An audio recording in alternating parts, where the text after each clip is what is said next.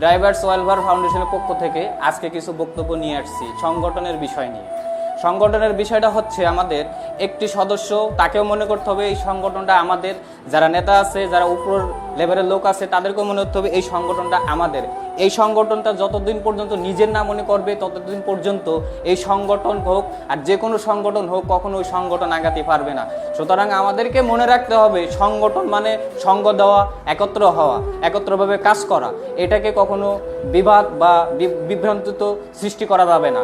আমরা চাই প্রত্যেকটা ড্রাইভার জন্য ড্রাইভার্স ওয়েলফেয়ার ফাউন্ডেশনের মাধ্যমে চাকরি হোক।